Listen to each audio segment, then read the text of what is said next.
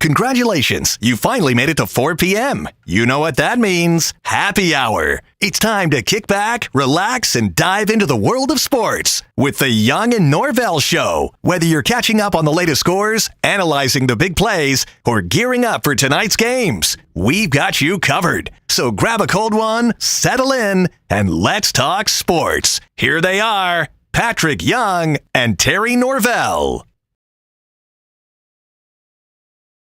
Compels me to say I have no idea if anybody else is going to show up here for today's Wednesday edition, Hump Day edition of the Young and Norvelle Show. You know where I am set up. Wednesday, that means I am at Twin Peaks. What a great place to be for Wednesday. If you got to be stranded somewhere with the rain, be stranded right here inside Twin Peaks. Great specials, great food.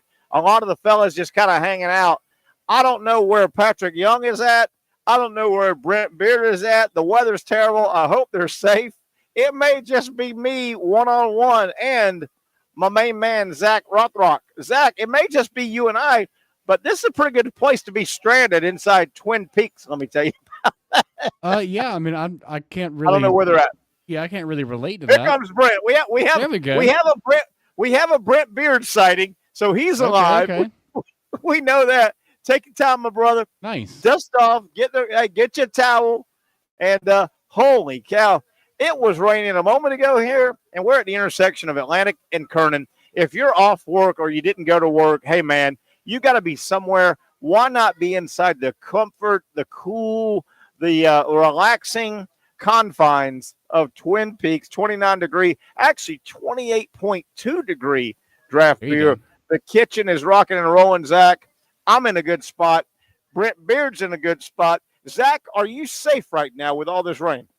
I feel relatively okay. I mean, I had to do a little fishtail slide into the studio as I got in here, but I'm good. Be careful. I do not know where Mr. Patrick Young is at. I'm hoping he's safe. Brent Beaird, let me see which one are you on here, Brent? You're on 3. Say hi. I'm glad to be here, to say the least. What about your trip here? How tough was it? You're haggard right now. The word is haggard. I am. And listen, as astute as you are, you probably picked up on this. We certainly needed the rain. I think we've caught up with our deficiency at this point. But Terry, the problem now is it's beginning to affect the roads. Oh. And it's beginning to tear the roads up. It really is. That's a real difficult. It really is. Standing water is rough. Yes. When you're driving. Yeah, and yes. you know what else? Standing water when you don't see it is really rough. Oh, it really is. Right? You hit it, and we'll catch your breath. Get plugged up, and we'll have you scooch over when you get settled and get in camera frame. We've got a lot to get to, including the Gator quarterback situation. Brent, I want to hear your thoughts on what you might do. I know what I might do. Patrick and I talked about it yesterday. It's the storyline in Gainesville going into the Texas A&M game. We, by the way, have 2 tickets to give away. We're going to qualify people. They've already qualified today, and a little bit tomorrow. We'll draw tomorrow to give away 2 tickets to the Florida-Texas A&M game. The NFL, the Jaguars host the Browns, and there's an interesting development.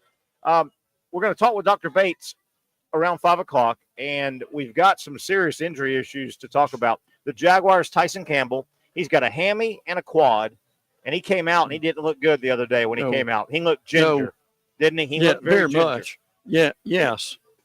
He looked very ginger. So, Jaguars, a secondary star, let me say that again. A player in their secondary, a star, Tyson Campbell, who missed 6 games a year ago because of injury. He's already out of the game against the Dolphins in the second half. That would be a blow for the Jaguars. Very much. Now, conversely, David Njoku, the tight end by way of the Miami Hurricanes, very athletic guy, been in the league 4 or 5 years. He is battling an upper ankle, a high ankle sprain. Njoku, by the way, absolutely torched the Jaguars last year in the win. He had 6 catches, 91 yards, 2 touchdowns. He may be out, so that might be a push And I hate to use injury versus injury, but it might be a push. Yeah, it could be. And look, with these hamstring issues, I mean, you played. You can't play with that. If you bring somebody back too early. And they're so temperamental. Oh, they really are. I mean, I've got that written down here for Dr. Bates, sports medicine segment at 5 o'clock, Southeast orthopedic specialist, Dr. Bates. Tyson Campbell, hammy and a quad. Yes. And you know, a lot of times I think they're related. That quad muscle and that hammy can be kind of related. When one of them's struggling, you may pull the other one. Absolutely. Hammy, quad, and I've got, it's funny you said that, Brent. Here's the word right here, temperamental. Yeah. Those hamstrings are temperamental. So we'll talk maybe a push. And again, I don't want anybody to be hurt. Sure. But it may be a push because, boy, Njoku last year killed with Joe Flacco throwing him the ball. So we'll get into that. We've got Patrick Young. Patrick, please, God, tell me you're safe. Where are you at? Pull over. Get dry. Where are you at? University Christian. I'm waiting to pick my daughter up from volleyball. Well, it's so weird, Terry. They normally don't have practice on Wednesday, and Wednesdays they're like half day. Right. But there is like a fluid schedule. And I'm like, what the heck? I'm here at 2:15. Yeah. We got practice or we're not practicing? Because if we do, I got stuff to do. Yeah. I got stuff to do. They don't care about me. Yeah. I need to tell them who I am. Like, no, don't go there. Don't be a Tyreek Hill. We don't need no Tyreek Hill situation. I need to go tell them who I am. Roll your window down if they tell you. You roll your window down, Patrick, if they tell you. Just tell them you're Terry Norvelle. That's all you need to say. I know exactly. Wouldn't that work too? Wait a minute. You're nowhere near good looking enough to pull that off. Hey, look at him. Look at him. He's going through the line right now. No, this is the pickup, sir. You're in the drop off. Wrong. Go to the other line. Go to the other line. I'm getting out of the rain so I can hear. It's really, man, doesn't it? Have you ever been on the phone while driving and then it just comes down? You're like, there's no way this person can hear me talk. Tough. It really is. The rain is so loud. It was coming down a moment ago. Be safe, Patrick. If you seriously, if you need to step aside. Get your daughter squared away. Get where you're going squared away. Hey, we are at Twin Peaks. A lot of stuff going on all month long, including today is September 11th, which is a special day, 9/11, a historic special day, and a somber special day in our country. With that said, though, they have already designated September 11th is a Wednesday here at Twin Peaks. Brew Day is back every Wednesday this month. They've got great beer specials going on, 22-ounce Twin Peak brews on draft, $3.99 all day. And I'll tell you one thing, Brent, and I'll tell you one thing, Patrick Young, the daily outdoor workers, the roofers, the landscapers, the painters, them boys has been off, and they ain't getting paid, but they going to drink a cold beer. I'm going to tell you that right now. Yeah, them boys been getting paid all week, Terry. You think? Or them boys been getting off work all week. I hope really so. I hope so. I hope so. A lot to get to, Patrick. We've got 2 tickets we're going to give away to the Florida-Texas A&M game, which is Saturday. I guess we'll have a drawing tomorrow. Is that right, Patrick? Yeah. We got, as of now, 26 entrants. And I need to send you the link so you can put it on. Let me send you the link. I'm going to go Okay, Patrick is going to send me the link. You can share it with our Facebook people. Or whatever else we use there. It's man, Terry, and I know you were I messed up a few times with my technological things. But this is a good one. This one's easy. Good.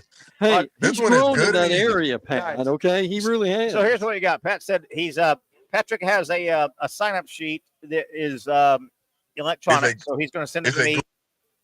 A Google. Once you open the link, we're not sharing anybody's information. Okay. We just need your name, your phone number, and your email, and we're going to figure out a way to pick a number. I think we got 30 entrants at this point, and we just need your phone number so we can call you. We got these guys next to us. There we go. Here we go. Here we go. Oh, we got an orange shirt guy. Hey, on a rainy Wednesday, orange shirt guy is never a good guy. That guy's always a mess. I tell you. American Pride. Oh, I like it. Oh, yeah. I need one of those shirts. It says American Pride on it. It's bright orange. You got that in the long sleeve? I need a long sleeve one. That's what I want. That's what I want. I love Terry, a long sleeve T-shirt now. Terry, I love a long sleeve T-shirt when it gets cold. We forgot to do a pound for pound with tail of the tape for Kamala and Trump last night. We forgot about that, didn't we? We sure did. That we sure did. Give me an idea. These are three fellas sitting next to us. Rained out today. What type of work? Is it concrete? Is it landscape? What is it? We do solar work. We do dirt work. We fix roads. Dirt. They play in the dirt. Okay. Three guys playing in the dirt and drink beer. That's a good life if you can get it right there. That right there. We got big toys and big sandboxes. Big toys and big sandboxes. Who's your favorite team? Hey, they can do these machineries. Y'all can do these big things that do this. Who is it? Tampa Bay Buccaneers. Okay. All right, I like it. I bet your college team. Who's your favorite college team? College football. That's my man right there. You know what? I like that guy. He had that orange on for a reason. Get that guy. Run that guy. We got a Seminole guy over there. And there we go. Two Gators and a Seminole. Two Gators and a Seminole. Oh, boy. Hey, you can tell these guys, though. Okay. Be something different. You can tell these guys, they get in these machines, and they do all this because they got these levers. Right. And somehow this thing goes like this. Yeah. Hey, it does that like that. And it knocks that thing down. And it mows that thing down. I couldn't even get the damn thing started. Do we need to tell these guys that their prospective teams have games this weekend that may determine their season? Yeah. Big games. Boy, a tough start for the Gators and the Seminoles, though. You know what? But the Space Odyssey still has the same fine women, and you can stay there and life's good.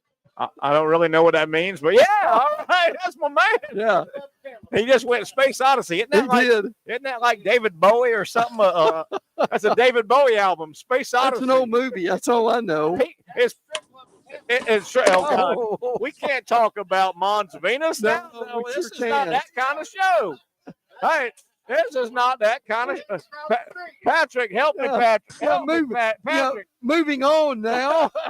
Moving on to review. Man, every time I hear those two words, my mind just goes places. What we're gonna do? Thank you. We're going big time now, my man. Hey, I've only been there once, and I almost risked it all. My partner here, he's not here because he's in the rain. He says, "You've been to Mons one time, and what happened?" I almost risked it all. Almost gave it all. Risked it all. And that was when he was a teenager too, I'm sure. She was 18. I tell you one thing, I told this story not long ago.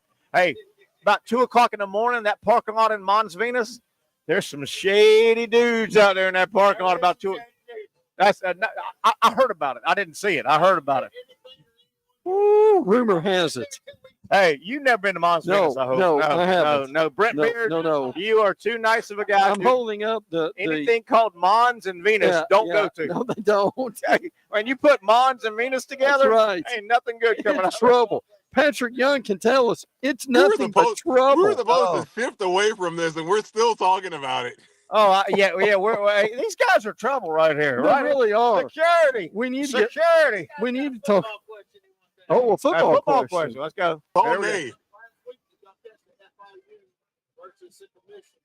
FIU in Central Michigan. Man, this is a big time show, man. We talk about big show. Come on. FIU in Central Michigan. That's Jim McElwain. Kick him out of here now. He said kick you out of here. Kick him out. Central Michigan, that's Jim McElwain, isn't it? Yeah. The old Gator coaches. That's right. Why did you say that? Why?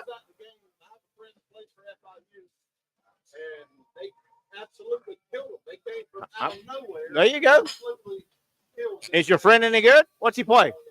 He's what position? Linebacker. All right. If he makes the big leagues, you tell him to come back right here. Mm-hmm. Where's this show going? Where's it going? We were in one segment in. These guys, I could tell they were trouble. Let's see if we can rescue this. Patrick Young can rescue this show. Patrick Young, help us, brother. Help us. Where are we at here? Where are we at? Gator quarterback. I got a trivia question for you guys.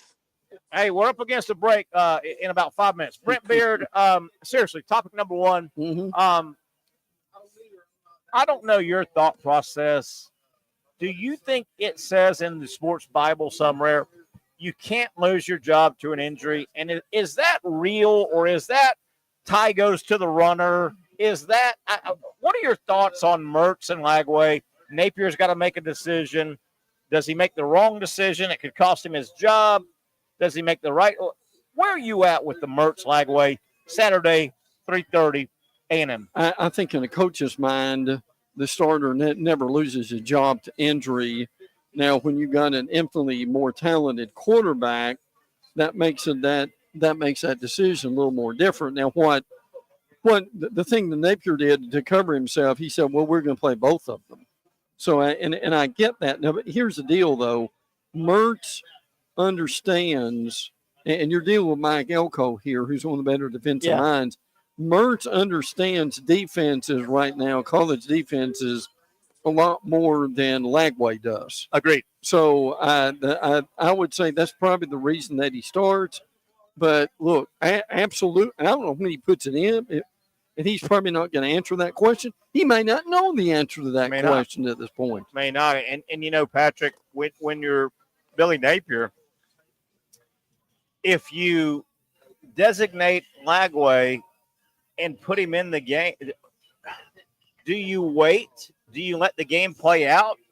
If you do let the game play out, you may be down 14-0. You might. You may be down 17-0. I think the worst thing that Billy Napier could do is hold, be a team coach, hold, finally put Lagway in when they're down 14-0 in the third quarter or 17, and Lagway leads them back but runs out of time. Yeah. I mean, that would be devastating. Yeah. Well, this A&M team struggles on the offensive line. They do not have the wide receiver depth they did, like Emmitt Smith went to the NFL. Now, what they do have that is ferocious is their defensive line. Yeah. Walter Nolan, big-time player. The Scorton guy who came over from Purdue is a guy that they can't block. So that's what Florida's got to be able to deal with.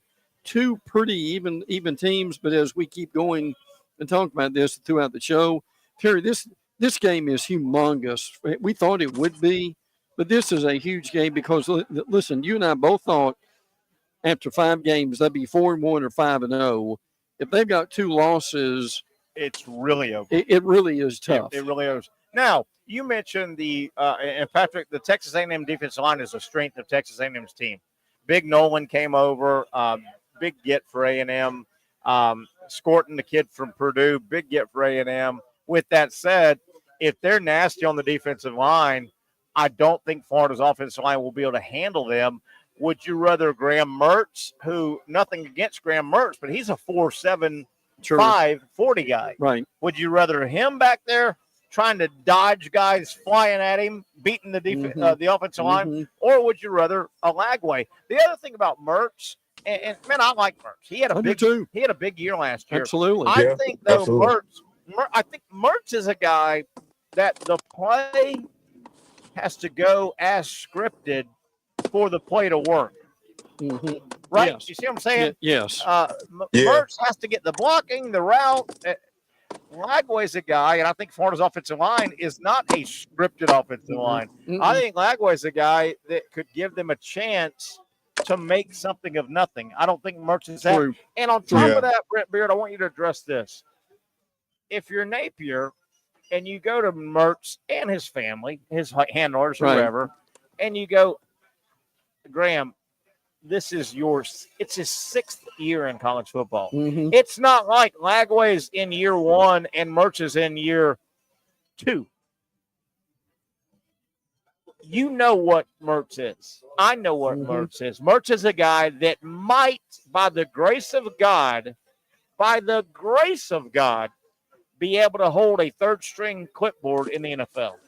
Yes. His career is probably over, and he's already gotten to play 6 years, basically. This is year number 6. Right.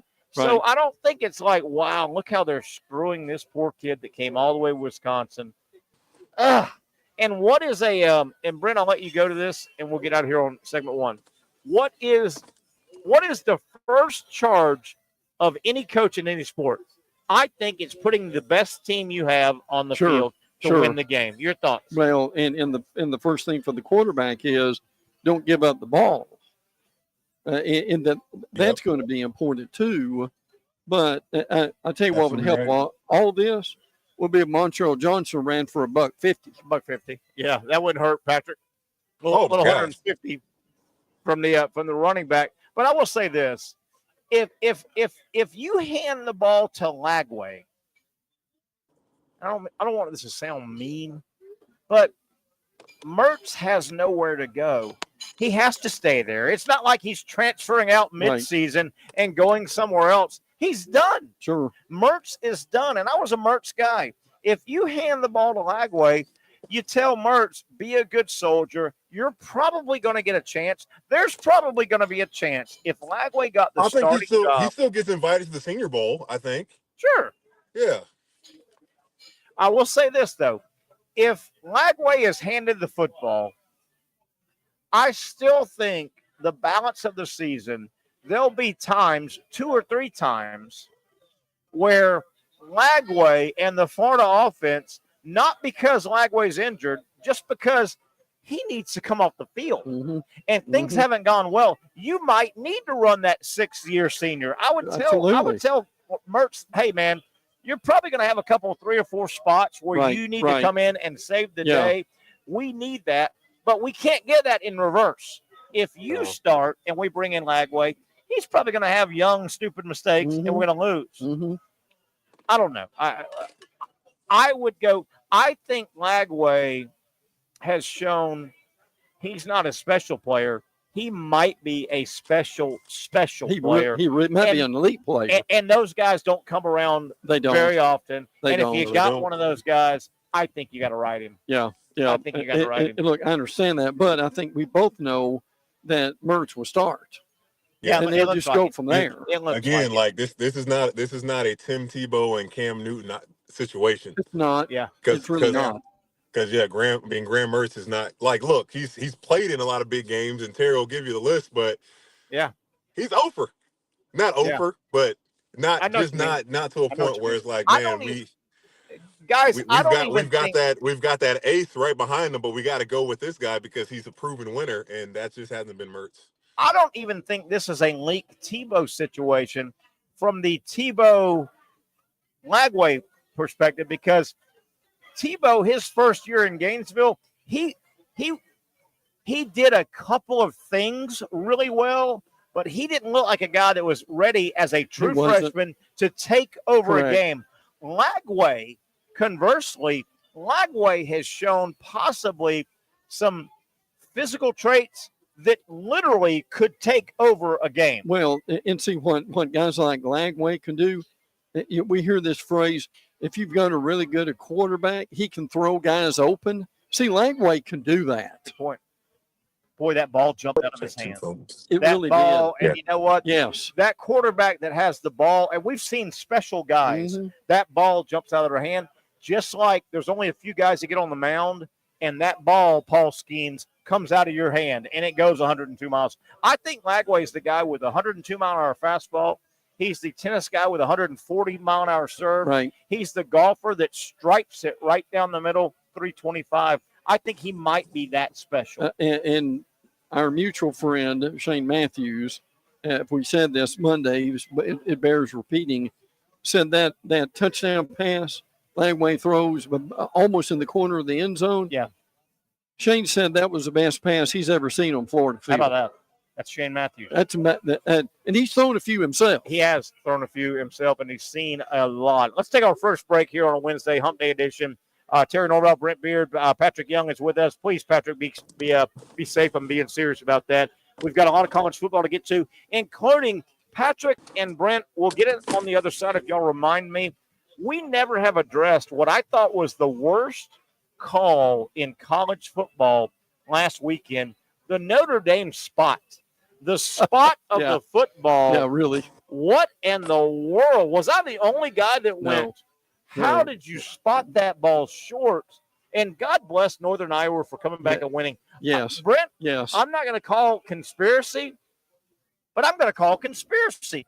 What, Pat, you know what I'm talking about? The spot in the Northern Illinois game on I didn't see it. Third down, fourth, whatever it was. It was a terrible spot against Northern Illinois, and they can't. I think it was third down. Yeah, it was third down. I think they missed it by this much.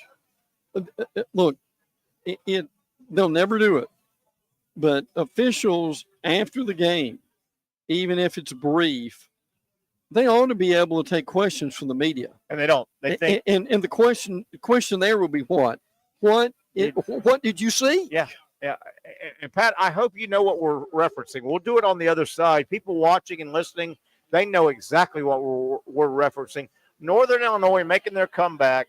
I think it was 3rd and 1. Mm-hmm. They go for it. And Brent, it appeared that guy had that first down by 3/4 of a yard. At least, full yard. If not, I heard it was a full yard. I heard Rick Neuheisel talking about this, and that's what he said. He said the running back made the first down by a yard. By a full yard, which is 3 feet. Yes. And it certainly looked like the official on the high side on the TV screen had a dead look at it. Yeah. And they marked it. And I know I said we were going to talk about it on the other side. I guess we're talking about it now. I was stunned that Northern Illinois didn't protest more. Yeah, absolutely. But you know what they did? They just ran the next play. Sure they did. Absolutely. Marcus Freeman, Notre Dame. Let's talk about that on the other side. It is a Wednesday, Hump Day edition. We're live at, our Wednesday hangout. What a great place. If you're heading home, don't go home. Pull in, get you a cold beer, man. You've had a battle on the roads. Come in here, let the rain stop, and enjoy some great food. Great hospitality. The Twin Peaks girls are everywhere, ready to take care of you.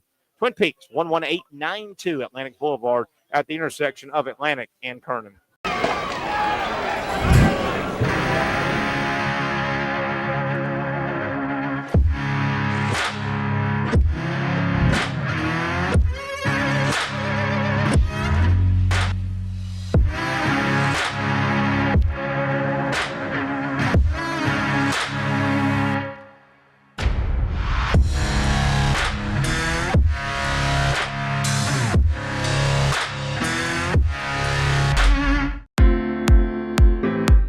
At Southeast Orthopedic Specialists, we know pain and injuries can stop you from doing what you love. This is why our board-certified orthopedic specialists offer the latest in both non-surgical and surgical treatment options and create a treatment plan tailored to your unique lifestyle and goals. So, whether it is a sports injury or that nagging pain that's keeping you from doing what you love, our team has the right treatment for you. For more information or to schedule an appointment online, visit our website. Finally, a family atmosphere, kid-friendly restaurant with a real sports bar feel. Bricks Jack's Beach features all of that and a large, climate-controlled covered patio with misting fans and heaters for all seasons. Mix in an extremely diverse menu that features the most quality and affordable steak at the beach, and there's no reason not to enjoy your next lunch, dinner, happy hour, or big sporting event at Bricks Jack's Beach, 300 2nd Street North in Jacksonville Beach. See you at Bricks Jack's Beach. You really got to hand it to him. Hold on. The previous play is under further review. I'm not sure what he could review, but okay.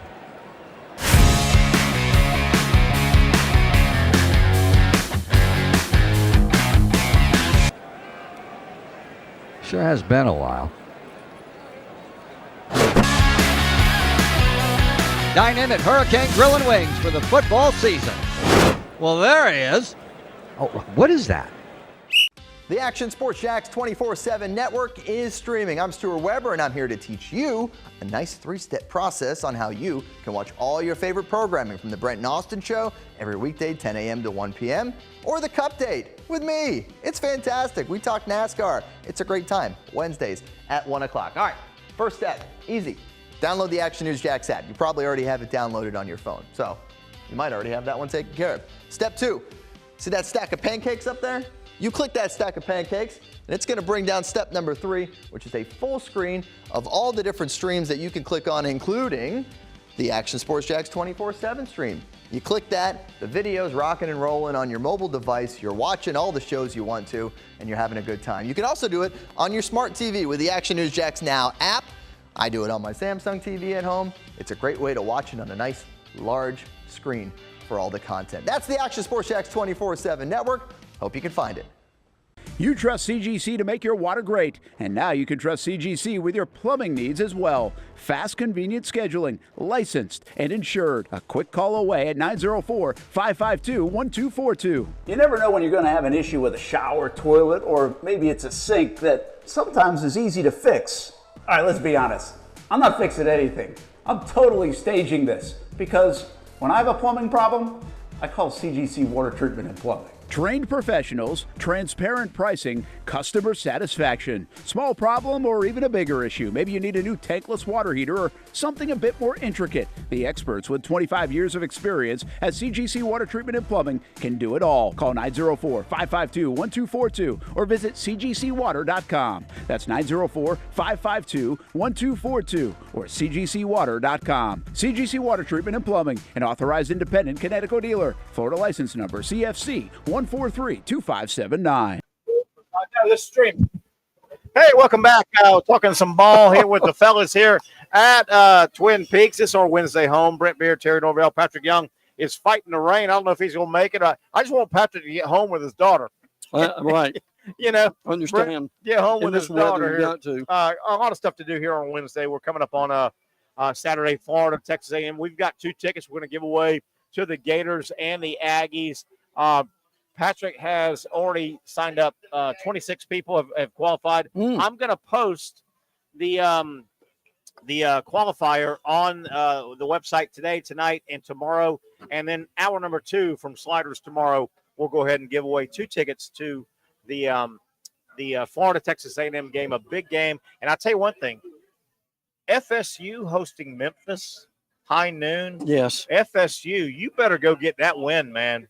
Memphis is laying for what you say. Memphis is laying for bear. I think they are in that game. They really are. Hennigan, their quarterback, is easily the best quarterback between the two. Now, the good thing is, Hakeem Williams, the sophomore wideout for FSU, is supposed to be back. Jalen Lucas, the running back, is out for the year, and that's tough. It really is. He was a guy I think was going to get more of a role for FSU. Yeah, he was a return guy, right. But he had this, and people watching, he had that, and FSU could use some of that. And I think he was going to morph into kind of a running back slot guy. Gone for the year. Gone for the year. Here's the big thing for FSU, Terry. If Uyunglele is not any better, they lose this game. That really leaves Mike Norvelle with a big decision. Yeah, you almost have to pull the plug on him. Right? You really almost do. And they've got they've got the 5-star kid. Obviously, I'm not sure Brock Glenn or whatever his name is. It's the guy. Brock Glenn. That 5-star guy might be a guy you hand the ball to. It could be, especially if you're sitting on 3 ...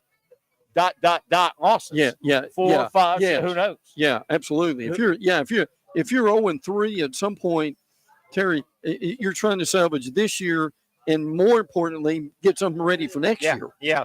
We're looking at some stuff there on TV here at Twin Peaks. David Njoku, the tight end for the Browns. That's a big story for the Browns. Is. If he doesn't play, he torched Jacksonville last year. Yeah. And we know Campbell's not going to go. Right. We're going to have Dr. Bates on at 5 o'clock. Campbell's going to miss a few games, it looks like, minimum. Oh, yeah. If Njoku doesn't play for the Browns, he had 6 catches, 2 touchdowns, and they couldn't cover him. That could be a good balancer for the Jags. I hate to use injuries. Speaking of NFL football and the Browns, if Njoku doesn't play, if he's put on inactive list for the Browns who play the Jaguars, that's a receiver. He's a tight end, but that's a receiver. They would be down a receiver. Do the Browns activate Yung Joka? You know who Yung Joka is, right? Kadarius Toney, who got released. Yes. And he just signed how ironic would that be? The Browns. He did. Now, you say, well, wait a minute. He's been there a little over a week. And you know what? If you know a playbook, I think it's been proven. You can pick up a playbook. And it's not like Yung Joka, Kadarius Toney, hasn't been working out. He had an entire season, a preseason, right? Sure. He made plays. He made catches. He just didn't make the team. Right. Does Yung Joka get activated if the Browns are down a receiver and he plays right here in Jacksonville? But see, here's how ironic would that be? But here's a guy, Terry, that if he played, now look, he may not play but a handful of plays, but when you've got that kind of speed, I mean, look, he could catch 2 passes for 50 yards and do a reverse for 20 and embarrass you. Yeah, sure he could, and embarrass you. So that's a fun storyline. I don't know if they're going to if they're going to activate him, but I mean, unless the issue is he doesn't know the playbook, and I think you can draw up a couple of plays in the dirt. Very good. The Browns are for a down. guy like that. It looks like the Browns are going to be down a receiver, a tight end, but down a receiver. Mm-hmm. Do you activate Yung Joka? That would be fascinating. It really would. Getting back to college football and Gainesville, this doesn't matter, but there's a weird happenstance. Have you heard what's going on with Mr. Two Bits and Emmitt Smith? Right. And coming back to Gainesville, you know, Emmitt and Florida have had a bit of a strained relationship. They have. Emmitt's post-Florida career, right? He gets voted into the Hall of Fame, the Ring of Honor. He doesn't show up on that Saturday. He's practicing for dancing. Remember, he did dancing. He won Dancing with the Stars. Mm-hmm. Emmitt had a ugly public battle with the university as a whole last year on DEI. Remember, Florida eliminated DEI and Emmitt came out. So there's been some consternation.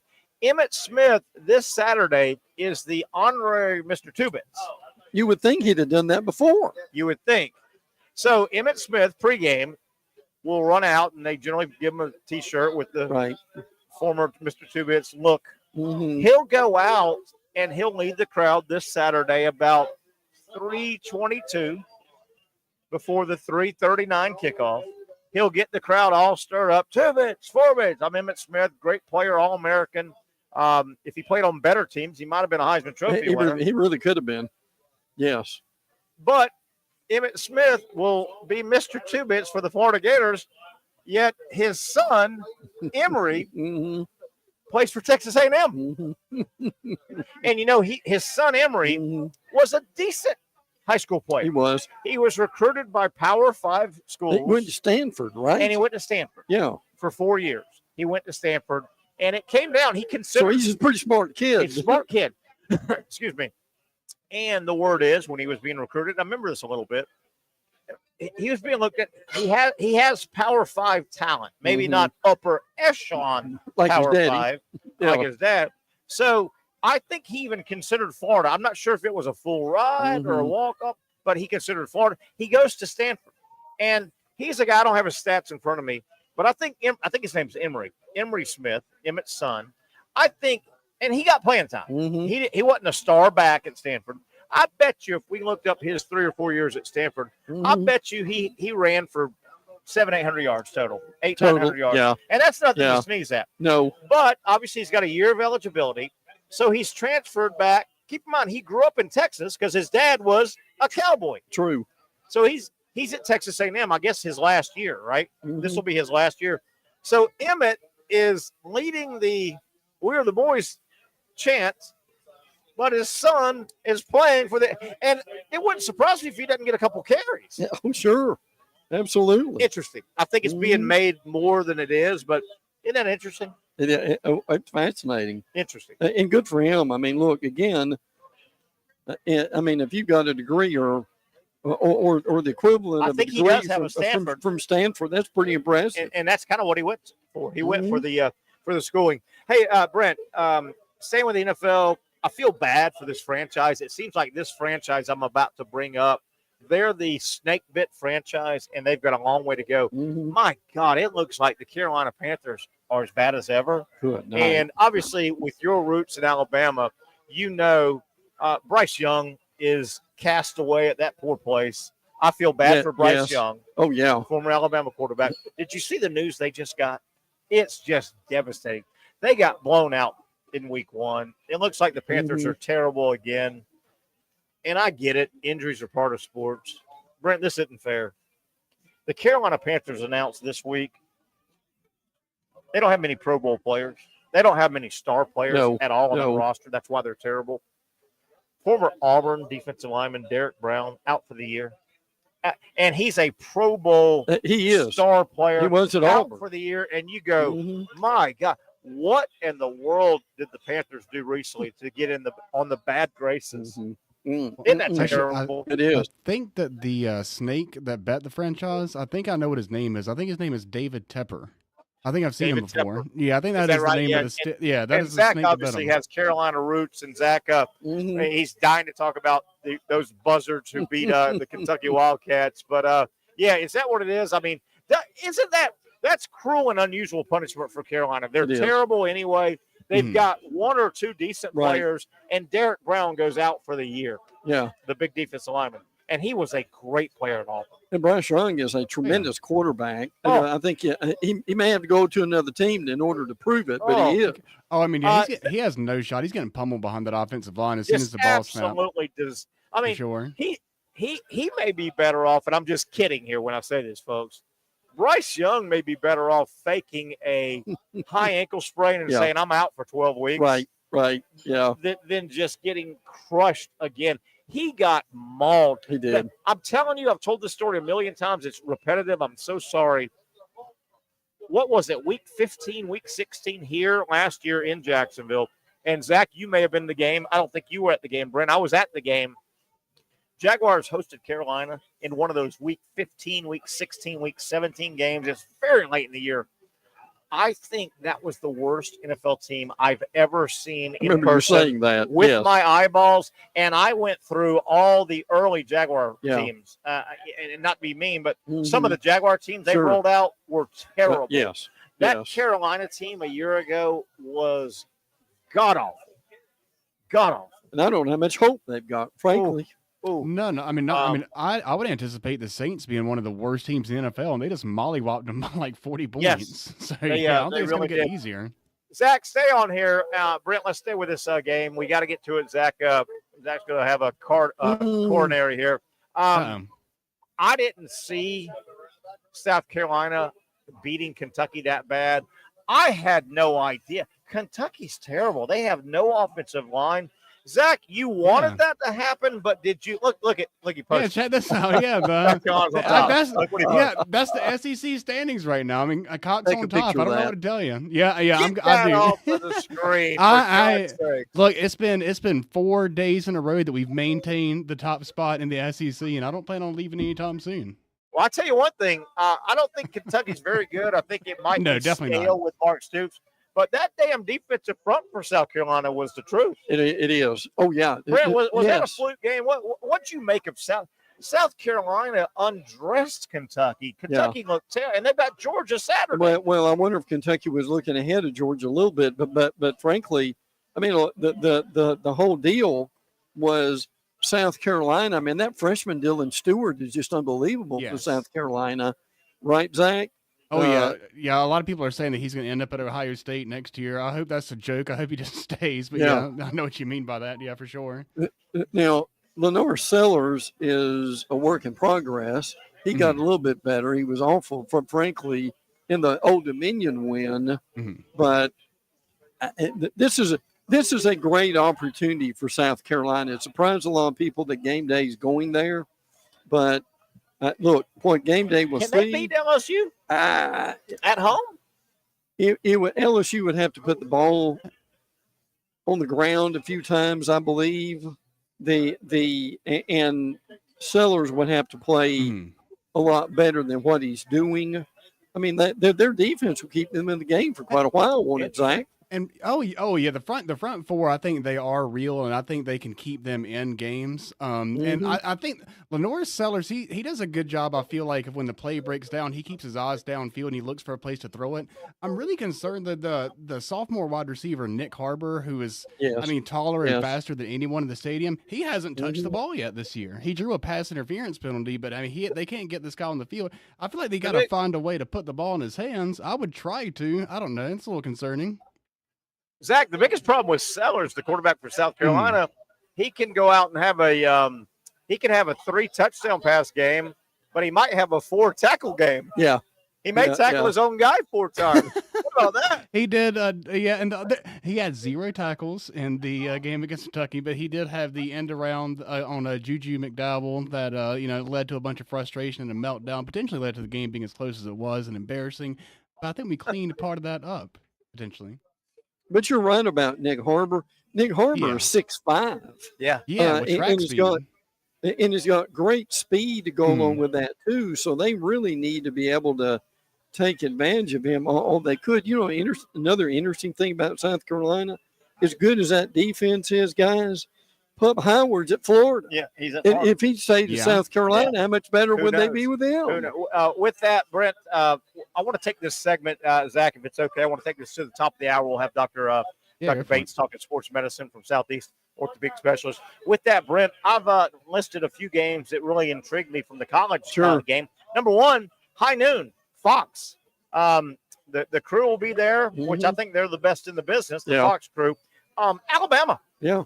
At Wisconsin. Is this a dicey game at all? Wisconsin at home. Alabama figured it out in the second half, late in the fourth quarter. What do you see, Bama on the road at Wisconsin? I think they end up winning the game. I mean, Bama's got the better roster. I think they end up winning the game by a couple of touchdowns, but you never know. It's on the road. Now that they've had some tough road games before, so that won't rattle them. A lot of it's going to depend upon their offensive line and how good their offensive line. Their offensive line really was not very good. And now they put Elijah Pritchett in the game, and they scored three straight possessions after Pritchett came in the game, so that made a difference. Is that, you know, Bama back-to-back years, South Florida has given them hell. They have. Is that just one of those things? I think it is. Just kind of one of those matchup, Bama mental, and I don't want to take anything away from South Florida because, hell, I tuned that thing in the second half, and they ran it down Bama's throat there for a while. Is it just one of those things, though? They had a good game last year, and they followed up with a good game this year? Well, the Bama, for some reason, has not played well in the second game. I'm not sure what that's about, but some teams are able to do that. Now, look, here's a big thing that we need to watch for. Our former friend Tyler Van Dyke at Miami is a quarterback at Wisconsin. Wow, we talked about that a week ago. I forgot about that. So is he any better? Who was going to be a star at Miami for the Hurricanes? Yes. His flame burnout quit. He's the starting quarterback at Wisconsin. Fun game. You got to pay attention. Yep, you do. Alabama, noon at Wisconsin, right. Fox. LSU, South Carolina, we talked about. That's the ABC noon game, so they'll battle. It's funny. LSU, South Carolina, ABC will battle one SEC team, Bama, which isn't that weird? It used to be CBS, dominant. Anyway, noon, another noon game. Memphis on the road at FSU, and I'm telling you, the only FSU fans that aren't nervous right now, the only FSU fans that are not nervous right now don't know Memphis football. Correct. That should be a good football game. I don't know what the spread is. We'll make our picks on Friday. I don't know who wins that game. Where's FSU's mental state right now? We don't know. And that's huge in that game. Yeah, look, if they get Terry with that quarterback in Memphis, Hennigan, if FSU gets behind like 14-0 and they're having to chase points the whole game, it could be a long day. Ooh, that is so. I love the noon slate. Bama, Wisconsin, they never play. It's a fun intersectional noon. LSU, South Carolina, one of the early SEC. Okay, LSU, if you're going to be a player, you got to go swat South Carolina. You do. If you don't swat them, okay, LSU, Brian Kelly, you're just going to be LSU. Yeah. You're not going to be special. Memphis at FSU noon, ESPN. What about 12:45 SEC Network? I've kind of put an asterisk by this. I'm not saying it's going to be one of my take the underdog in points. Boston College 2-0 at Missouri. Both those teams are ranked. Both ranked and both kind of want to punch you in the face. Yes. Drinkwitz, yes. That's his style. Obviously, the NFL coaching staff at Boston College. Brent, does that matchup make for a good football game? Well, it's an intriguing game. I mean, we remember, much to the chagrin of FSU fans, Boston College running for what, about 260 or 280? Over 250, definitely. Yeah. Definitely. So that's an issue. But, yeah, that in the That's one of the only. There are only 2 games between ranked teams this year, but that is a good game. Let me throw this out here. You hear things like I do. Now, what I was told this week is if they make a move at Florida, the 2 guys that they're looking at, obviously one is Lane Kiffin at Ole Miss. The other one is Eli Drinkwitz. Really? Yes. Because I've heard Drinkwitz, his name kind of with Notre Dame if they make a move. And I like that because he's got kind of a no-nonsense. Notre Dame wants no nonsense. Right. Interesting. Hey, yes. Drinkwitz, he can rub you a little wrong unless he's your coach. Yes. Unless he's your guy. But he's got a pretty good sense of humor. He does. And you know what? He wants to punch you in the mouth. That's right. And he's not going to back away from a fight. But it's like we said, if they make a move, they have got to go and get a sitting Power 5 successful college coach, correct? I agree. They cannot play the up-and-comer. No. Let's pay $7 million again for an up-and-comer and pray to God the up-and-comer. Hey, don't get me wrong. Up-and-coming coaches from Louisiana and Southern Miss, occasionally they turn into. Right. But they can't do that again. I don't think Florida can roll the dice again. No, they can't. They need to miss on a guy with a resume, not with a guy on a potential resume. Yeah, exactly. And look, we're not saying it's Drinkwitz, but the reality is, let's just say that it is. I mean, you're talking about a guy who's had success, beat Ohio State in the bowl game. I'll tell you a guy I think is getting him back into coaching, and I looked him up over the weekend, and you can it's just me. Jimbo? He's 52 years old. He won 34 games at Florida. He won 10 games a year, and people said he can't recruit. Well, if you're winning 10 games a year in the SEC, something went right. Yeah. And he's good-looking, young, 52, is Dan Mullen. I can't see Dan Mullen not getting back in the coach. He's 52 years old. Right. Well, if I'm Notre Dame, I would consider Drinkwitz and Dan Mullen. But if you're going to have Dan Mullen, you've got to either have a tremendous portal situation, or you've got to have him inherit a lot of talent, because his problem at Florida is he did not want to recruit. But I mean, he still won 10 games 3 times out of 5 years. Yeah. So he brought in some talent. I don't know. You just don't stumble into 10 wins playing an SEC schedule. And he did it 3 times. Right? And I agree with you, but look, interesting. There would have to be a lot of I'll say this: I would hire him over Urban. Probably, I would. I might. We've talked A&M Florida. We can get back to A&M Florida. We're close now. We got about 7 minutes before the top of the hour, and we'll have Dr. Bates for a quick segment talking sports medicine from Southeast Orthopedic Specialist. I'm going to tell you a game that could get ugly, and it could make all the headlines. And the team that is the underdog has got a chip on their shoulder. The team that's going to be slightly favored is scattered. I don't know if many people know this whole history, but Colorado State is hosting. They sure are. Colorado and Deion Sanders for the first time at Colorado State since '96. They were supposed to play in the COVID year, and it got canceled. They haven't always played. When they do play, it was neutral or at Colorado. Things got very chippy last year between Deion Sanders and another Norvelle, Jay Norvelle. That's right. Yeah. Jay Norvelle. Yeah, there's no kumbaya there, is it? He's an up-and-coming coach. He is. He was at Nevada. Right. He's now at Colorado State. And I think Colorado State is laying for Colorado. And they could put a number on Colorado if they win. Do people remember Mike Bobo was a head coach at Colorado State? Hard to remember. Hard to remember. It really is. But that is a 7:30 CBS game. It is. And I'm telling you, your boy Deion thinks he got embarrassed Saturday. Oh, yeah. Colorado State. And I don't know if they're really good or not. Right. But it looks like Shiloh Sanders is out. Yes. Shador is banged up. How much longer does Travis Hunter run out there and get his head taken off. Right. How much longer, and I know we're only 2 games in, going into the third game, how much longer does Colorado's roster just not go? This could be Dion could lose again Saturday easily. Easily. And if the kids can't play, does he lose that team by midseason? Well, I think it's really close. I think it's really, really, really close.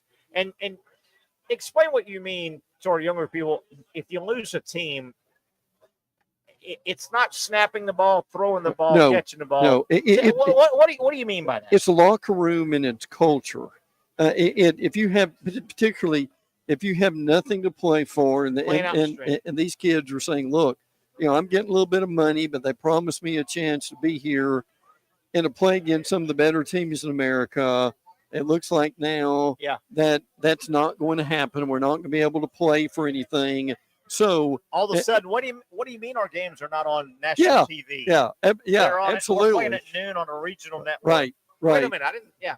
Yeah. So and the reality is Dion experienced enough right now, Terry, to hold that together if it goes sideways. I don't think he does have the inner experience to hold that together. Sure. And when we say lose a team, and I hate to throw Florida back into this, the Florida, we brought up Mullen, the Florida Mullen team that played Oklahoma in a bowl game, right? The team was gone. Yeah. Oh, he was. The team was gone. Absolutely. They are real close to that at Colorado, wouldn't you say? Oh, they are real close to that. Well, and what we don't know is, and I'm really hoping this doesn't happen, is Florida State in there too? They're close. Oh, they are, aren't they? FSU is one more.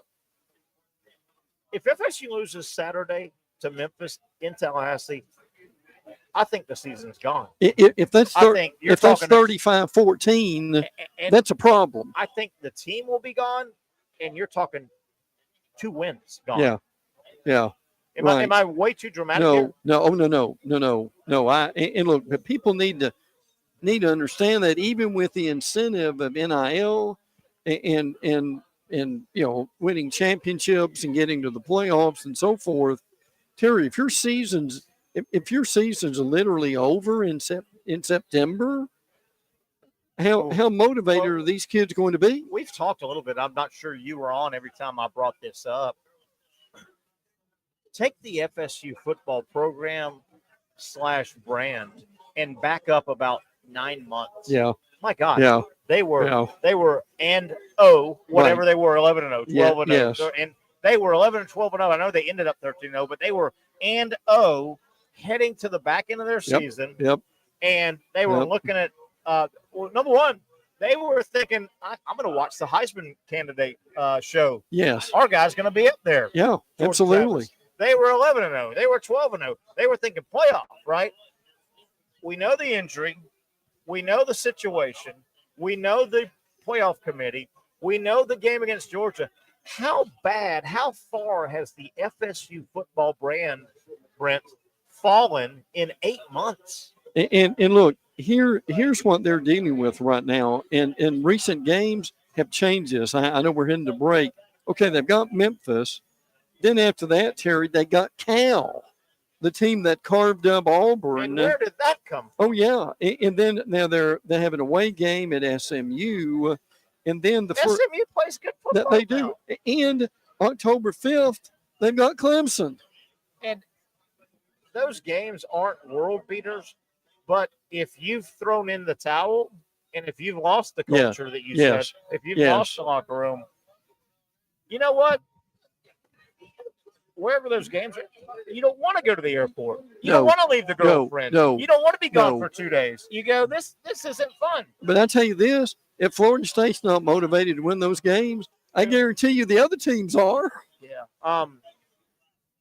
Quick minute before the top of the hour. You're sticking around. We got Dr. Bates.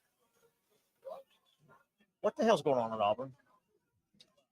They're supposed to be better in year 2. Yeah, we need to pick up on that. That was miserable. Look, right now, you've got quarterback decisions at Auburn, at Florida State, and at least I think they'll be able to handle them at Florida. but you've got several teams that have got, and Auburn's one of them. Peyton Thorne is not fooling anyone. And it doesn't strike the fear in anyone's heart. And Colorado was more physical. They were stronger. They looked faster. They looked more motivated. That was in Auburn. For God's sake. Look, and Terry, I'm telling you, that Cal quarterback was tremendous. He really was. And some of those linebackers and defensive players for Cal, I mean, they just manhandled the Auburn offensive line. And look, here's what's coming. I mean, that's Wilcox or whoever at Cal. Justin Wilcox. Yeah. After New Mexico, Arkansas, Oklahoma, Georgia, and Missouri in a row. My goodness. They're supposed to take a step up, and they haven't. Let's take a break here. Brent Beaird's going to stick around into hour number 2. We'll talk some sports medicine, hopefully on the other side with Dr. Aaron Bates. You know our Wednesday segment from Twin Peaks. Of course, we talk sports medicine. Tyson Campbell, David Njoku, a couple of NFL quarterbacks starting to drop. It happens every year. Jordan Love, Josh Allen, a lot of injuries, unfortunately, in and around the world of sports. We'll talk to that. Talk to Dr. Aaron Bates about all those injuries and more on the other side. One down, one to go. It's a Wednesday edition of the Young Norvelle Show right here from Twin Peaks. Finally, a family atmosphere, kid-friendly restaurant with a real sports bar feel. Bricks Jack's Beach features all of that and a large, climate-controlled covered patio with misting fans and heaters for all seasons. Mix in an extremely diverse menu that features the most quality and affordable steak at the beach, and there's no reason not to enjoy your next lunch, dinner, happy hour, or big sporting event at Bricks Jack's Beach, 300 2nd Street North in Jacksonville Beach. See you at Bricks Jack's Beach.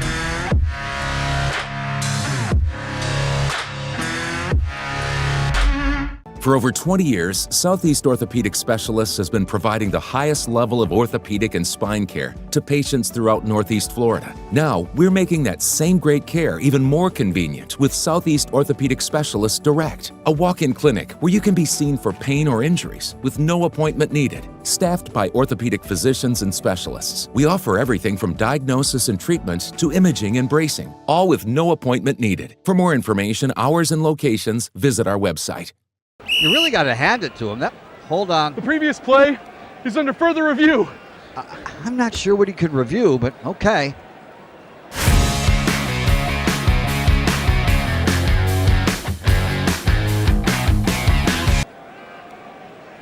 Sure has been a while. Dynamic Hurricane Grill and Wings for the football season. Well, there he is. Oh, what is that?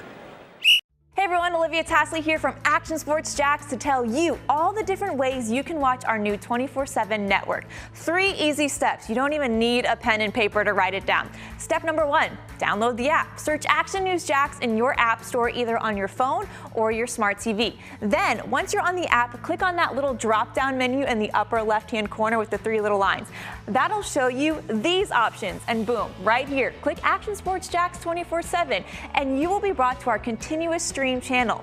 That app can be accessed through all these different platforms, whether you have Roku, Fire TV, Smart TV, Apple TV, or Google TV. You can find our app. Now, if you don't have access to the app, don't worry, we still got you covered.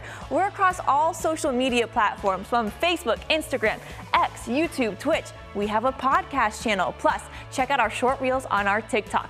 Action Sports Jacks 24/7. It's on all the time and everywhere. Summertime means sizzling sales at Nimnick Buick GMC. The #1 Buick GMC dealer in Jacksonville has lots of inventory to choose from with their best price guarantee. Nimnick never charges above MSRP. You can save up to $10,000 off select new GMC Sierras or get rates as low as 1.9%. You know, I'm a truck guy. GMC Sierra, my trim level is an SLT. This one's an Elevation. Pretty good looking color as well. So here at Nimnick Buick GMC, you have a lot to pick from. My father-in-law, he drives this, an Enclave, so I like that GMC in the family. 2025 is coming around the corner, which means it's almost time to close out those 2024s this summer. You can schedule a test drive at NimnickBuickGMC.com. And while you're there, check your trade value and customize your payment options. Nimnick is there for you, even on Sundays. Visit the showroom on Phillips Highway or shop online at NimnickBuickGMC.com. Nimnick, your friends in the car business since 1941. GMC, we are professional grade. All right, midweek on a Wednesday, you know what that means. We got to talk some sports medicine with Dr. Aaron Bates from Southeast Orthopedic Specialist, the best orthopedic surgeon in the area. I guarantee you that. And he is kind enough to drop some of his knowledge on us. Doc, first of all, I do believe I've got this right. A Towson State big win over, was it Morgan State? I think we got a hold of, and you whooped them like 16-9. I think you put a whooping on them, didn't you? Low scoring game, but we pulled it out. Hey, I don't know what that Morgan State, did they think they were going to roll in and knock off the Tigers? Are you kidding me? Yeah, man, probably. We usually beat them up pretty good, but I'm beating them by a touchdown. They must be getting better. Hey, W is a W, baby. Early in the year, you get them now, and you get the W's now, and that gets you to a bowl game later, you know. So good win for our Tigers of Towson State. Dr. Bates played a little ball there himself, as you can probably tell. Doc, obviously you watched the Jaguar game, weird game, and you thought Jacksonville had it. They kind of give it away in the second half, getting shut out. One of the big images, other than the fumble in the end zone, was Tyson Campbell comes off the field, and his body language, he's nursing now a hammy that has given him hell. He's also nursing a bit of a quad. And, Doc, I don't know, you can tell us, are those related a lot of times? But that hamstring, his body language looked like it's serious. And now you're starting to hear word out of Jaguar camp, it may be multiple games before Tyson's back. Hamstring, quad, are they related? Why is the hammy so temperamental, the hamstring? Well, both the hamstring and the quad, they're our biggest muscle groups on our body. Okay. They both cross two joints. And so the hamstring is there to extend the hip and flex the knee. And so it's acting on two different joints. Same thing with the quad. But when you have one of those groups that's kind of opposing, like the quad, and that's not working so well, then yeah, it does lead to possible hamstring injuries. Doc, when somebody has like a hamstring and it can be temperamental, there are, and I know every patient's different. Every human body, I guess, is to a degree different. But there are some kind of guidelines. I know you docs will say, okay, a sprained ankle is generally 6, and a this is generally 8, and a this. When a guy has like a hamstring, and whatever the general number is, do you sit down with that patient? And at this level, would you even pull out a schedule and go, hey, man, are you wanting to go rehab as much as you can every day? Maybe we can shave off a week or two, or is there any, like, I don't want to say cheating, but if the patient wants to go 110 miles an hour and live in rehab and live on, I don't know, I'm talking out of my ultrasound and massage, and is there a way to go 110 miles an hour in rehab if you talk to the patient? Or do you shy away from that and say, hey, that could backfire? How does something like that work? Yeah, you can certainly overdo it, but these professional athletes are getting the best care that money can buy. And so they're getting all the good things to help them heal. Now, the other thing that you can't predict is how one person's body is going to respond, compared to another person's body. And so a 2-week layoff may be another person's 4 weeks. Yeah. Boy, I just didn't like his body language when he came off the sideline, and I think you saw what we saw and what I'm referencing. When he came off, man, I don't think he slammed his helmet down, but it almost looked like he was ready to say, and that sometimes can speak volumes. Speaking of the game coming up Sunday, Jaguars hosting Cleveland, the tight end for the Browns, David Njoku, former Miami Hurricane, real athletic guy. He absolutely torched the Jaguars a year ago. Had 6 catches, 91 yards, two touchdowns. Doc, I brought up a couple weeks ago, and I hope I didn't jinx this. I don't know if you remember, I said, where is the high ankle sprain? We used to hear the high ankle sprain all the time. And I don't want injuries. I don't like injuries. I don't want anybody to be injured. But all of a sudden here, David Njoku against the Cowboys, high ankle sprain week to week. Catch us up again. What defines a ankle sprain / not just the high part, but what differentiates high ankle sprain and it's worse than a standard ankle sprain? So there's standard ligaments that tend to get sprained first before you get to a high ankle sprain. They're the ligaments that are lower down, closer to the foot, on both the inside and outside of the ankle. Those typically are the most common ligaments to be sprained. Now, as the energy of the injury goes through the ankle joint and kind of tracks up the leg at the end of the leg there, right there, in between the tibia bone and the fibula bone, there's a taut tendon ligaments, taut pair of ligaments. Right. That can be sprained or injured during a high ankle sprain. Some so bad, like we talked about before, that require surgery where you put that tightrope device in there so somebody can go back and play sooner. Interesting. Hey, Doc, I want to take a second. We don't do this enough on the show. Obviously, Dr. Aaron Bates, our sports medicine expert, orthopedic surgeon from Southeast Orthopedic Specialist. Doc, the listener, the parent, the student athlete, the high school athlete that's watching or listening that unfortunately might have something going on, they can reach you, right? I mean, they can reach out to you and your office. How does that work? And I know a lot of times some people are like, well, gosh darn, the Southeast Orthopedic Specialist, they're big time, and this is a big time surgeon. It can be a little intimidating. I mean, you encourage and Southeast, call us, come out on Saturday, or call us, come in, see us. You're not just high level. I mean, you guys treat everybody, right? Yeah, we treat everyone, particularly during the football season. We have the bumps and bruises like you've been advertising for us so nicely. And we see all types of athletes, not just football players. Yeah. Just young people that have an injury that may want to get a free exam and look at their injury. And then anybody that's working with athletic trainers at a school, they can get in touch with our office through our sports program, and they can get in pretty quickly.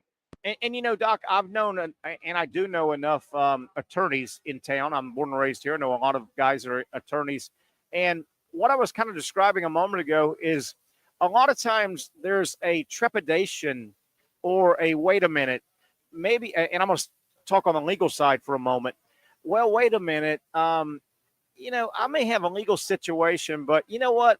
Calling a big time attorney's office, I don't have that level. That's for big stuff. And that's for, you know, and people are intimidated a little bit to call a legal office.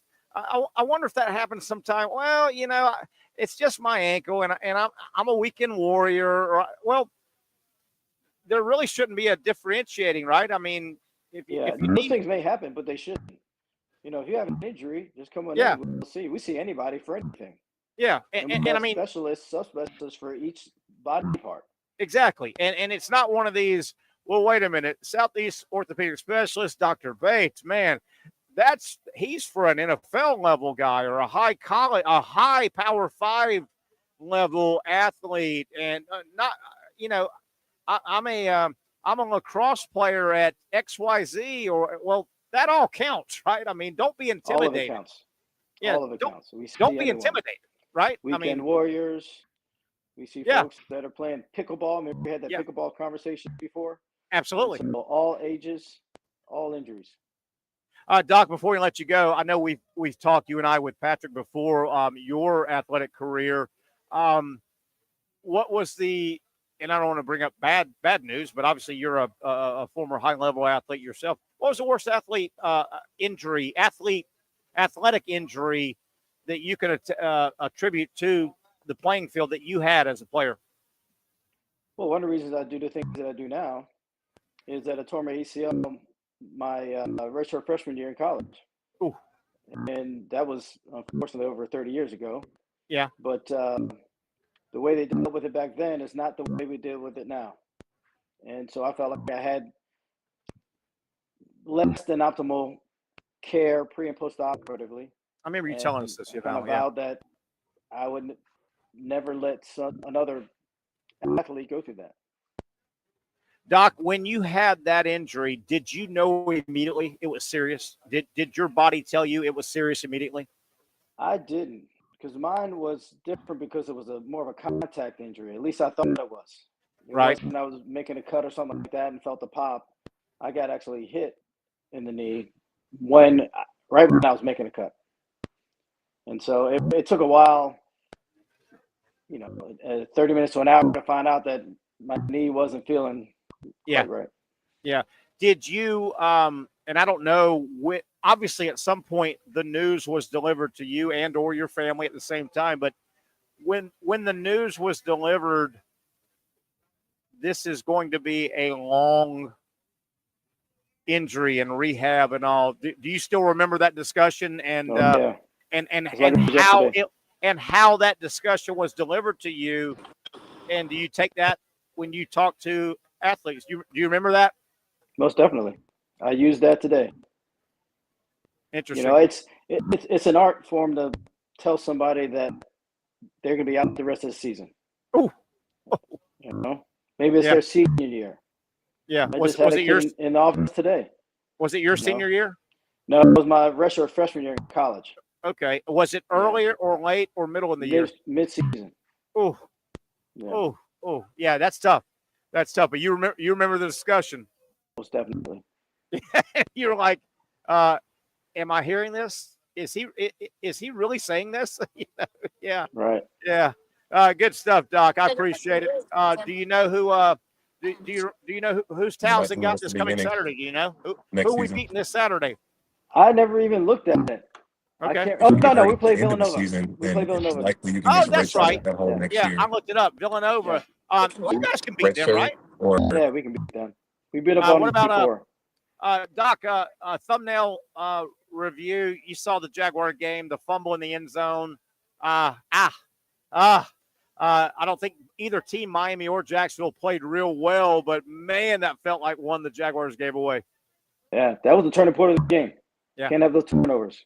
Oh, into the end zone. Could have been 24-7. Doc, thank you, buddy, for your candidness earlier. Doc, I'm never going to tell. Doc, what position did you play? Free safety. Oh, free safety. Oh, you're a headhunter. You were a headhunter. A little bit. You said a little bit. Patrick, you know what that means. He took some heads off is what he did. Hey, Dr. Banks, thank you, buddy. Is it a pre-decision when you see like they're trying to do that long ball that you're going to go for the ball or you're going to go for the hit? Is it a pre-decision? I had a problem with that. I was a little crazy. And so even if I could get to the ball, sometimes I went to the hit. That's what I got in trouble for. But back then, you could do that. Doc, be nice. Doc, be nice. You've taken a Hippocratic oath to help mankind, okay? Back then I didn't.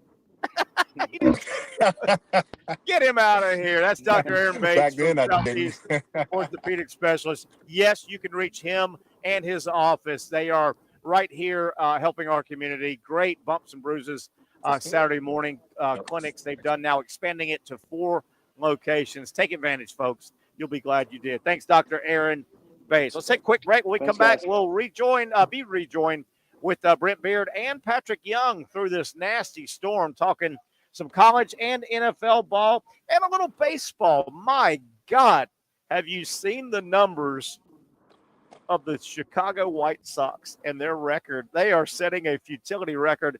It is a mess. That and a whole lot more. Hang tight, Patrick. Hang tight, Brent Beaird. We're coming back. It is a Wednesday hump day edition of the Young and Norvelle Show right here on Action Sports Jax. It is the Young and Norvelle Show. For those dealing with pain from a sports injury, arthritis, or spine condition, Southeast Orthopedic Specialists offers innovative new non-surgical options. Our regenerative medicine treatments, including platelet-rich plasma and other regenerative treatments, use your body's own restorative cells to aid in treating injuries. These procedures are performed in our offices and typically require minimal downtime. If you want to get back to doing what you love, our regenerative treatment options may be right for you. For more information or to schedule an appointment online, visit our website.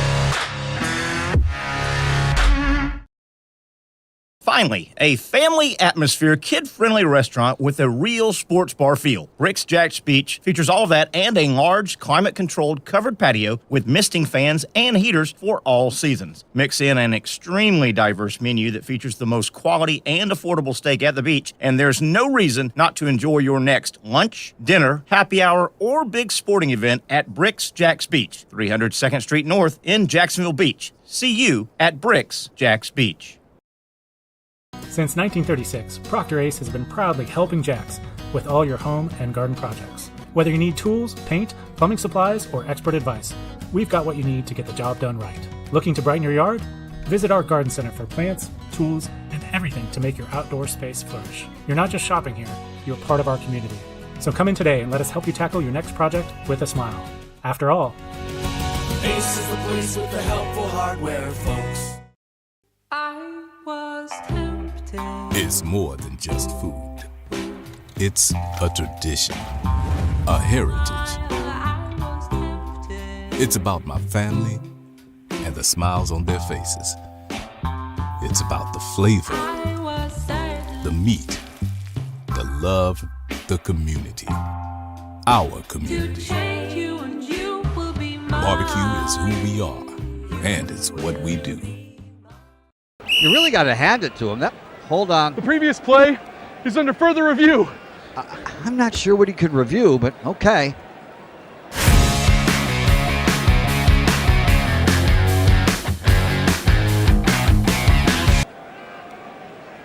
Sure has been a while. Dynamic Hurricane Grill and Wings for the football season. Well, there he is. Oh, what is that?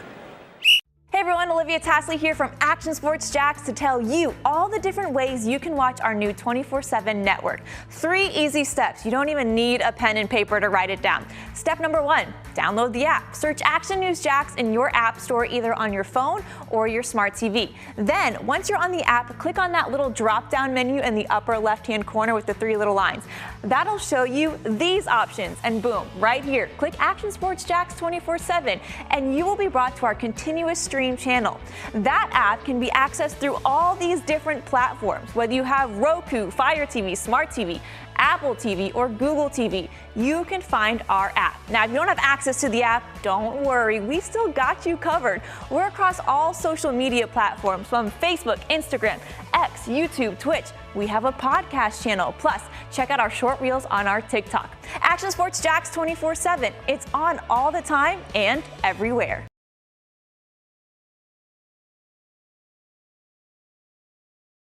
I'll tell you one thing, that high angle shot of our city, that's been about the same shot for about 2 weeks now. I know we had drought-like conditions as we welcome back to the Young Norvelle Show.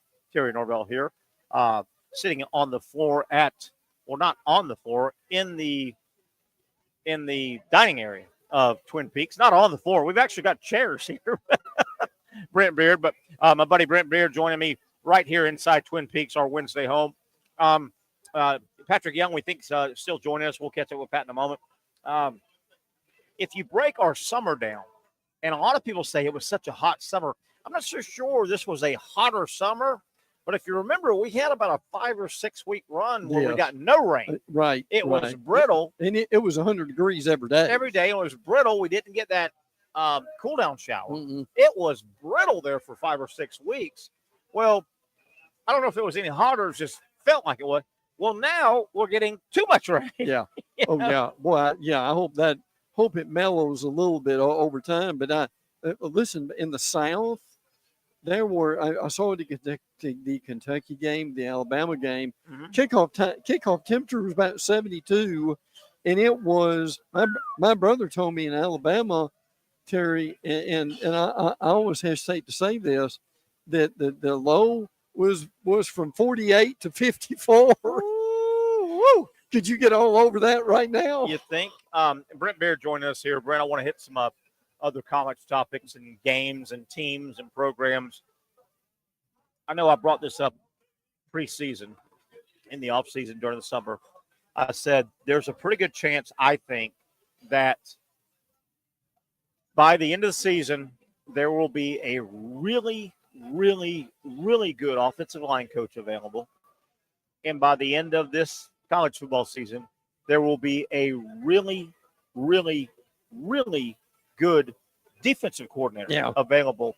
And this past Saturday, it appeared that might have been the nail in the coffin for Sam Pittman at Arkansas. They should have won that game. Oh, yes. I took Oklahoma State and kind of I thought they would beat them bad. Arkansas gave that game away. And almost ran them off the field. And they did, and they had some poor second-half decisions. They did. I think Pittman's days may be numbered. I think he'll be back on the market, and somebody will go get a really good offensive line coach. Do you agree with that? I agree with that. And Dave Aranda. And Baylor, go ahead. Agree. Go ahead. I love Aranda, too. Would it surprise you if Bobby Petrino took over for Pittman? And you could see that coming. Yeah. You really can. And, and Arkansas wants to win. They do. They've got some money. But it looks like the Sam Pittman thing, he might fall under the Terry Norvelle. I've said it for 100 years. He's an assistant coach. Yeah. And he can be, I think even Sam Pittman, with his resume and his experience, he makes a great executive head coach. Yeah. Associate head coach. Offensive Sure line guy. A great recruiter. But I think somebody gets a really good offensive line coach, because I think Pittman is fired at the end of the year. Yeah. And Dave Aranda. Utah, the final score, and I know this was a game Patrick picked, and he really should have gotten a hit, and he missed it. Utah was up 23-0. Yeah. Oh, yeah, absolutely.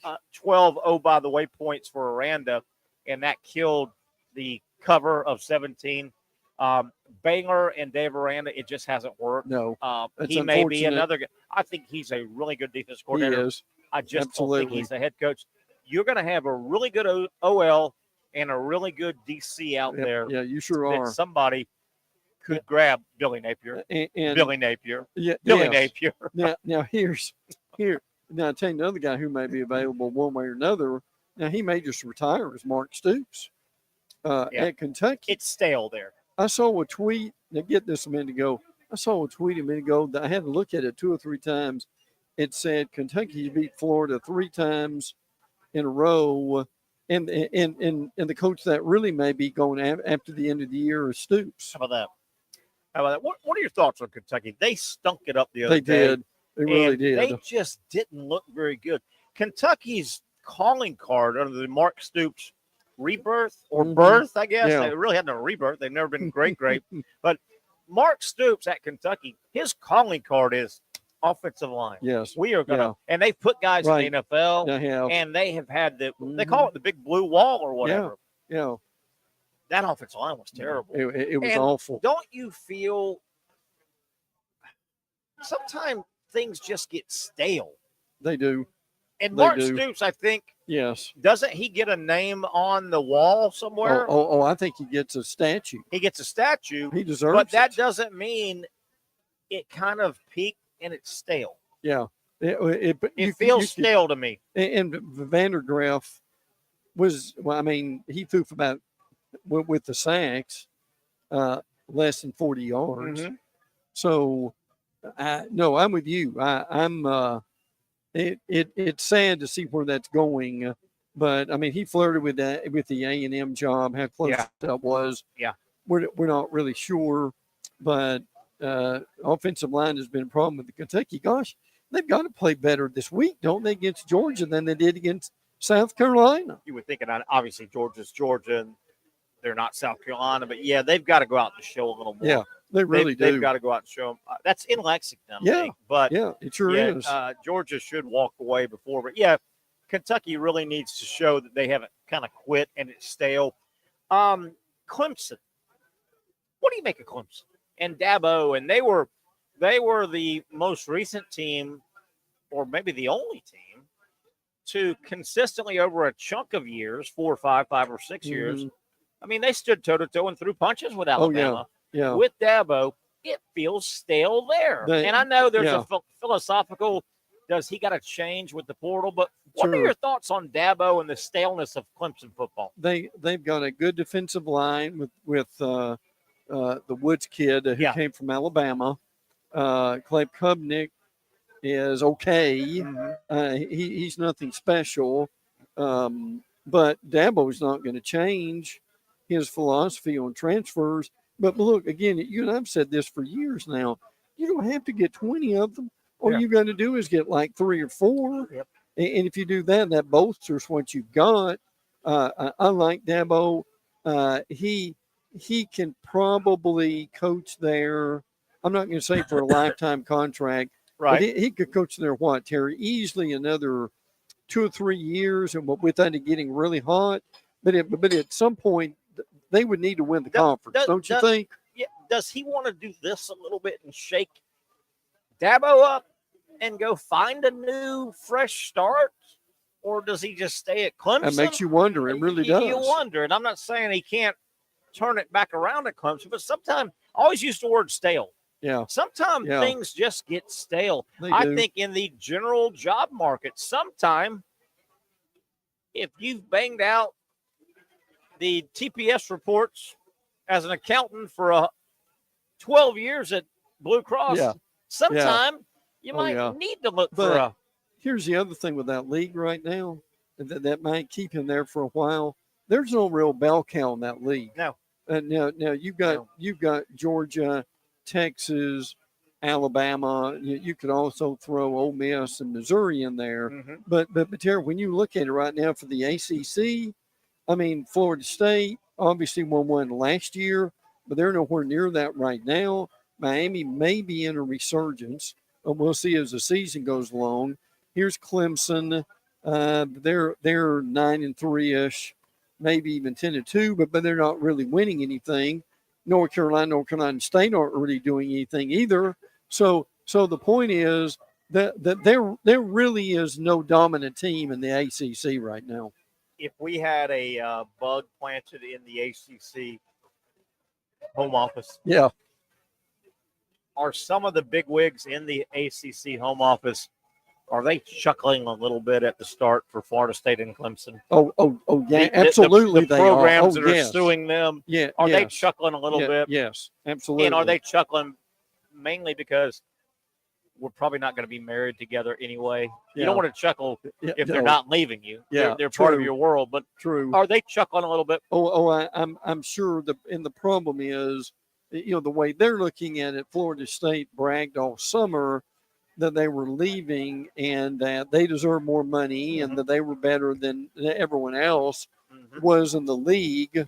So, the brethren and the rivals there. And look, here, Terry, here's the thing about it. They really haven't gone on the road yet in the league. Can you imagine the signs And what they're going to be hearing all year? You would think of FSU's going to, and more than Clemson, they've been the bell cow carrying the poster. With that said, if you're the ACC, if you're the big boys that run the ACC, and you've got to have a champion in your conference football, you really would prefer it not to be FSU or Clemson in a weird way. You just don't want to hoist that trophy in December, and everybody knows, okay, they're leaving. With that said, do you say, man, if we got to have a champion in football anyway, come on Miami more than, say, Boston College or Syracuse, because Boston College and Syracuse, if one of those guys won the football championship in the ACC, the rest of the world, the college football world, will go, oh, they would just yawn. Wouldn't you just rather Miami? At least they've got sort of a panache name than BC. And I love the way BC plays, but does the ACC really want Boston College to hoist that thing, or Syracuse?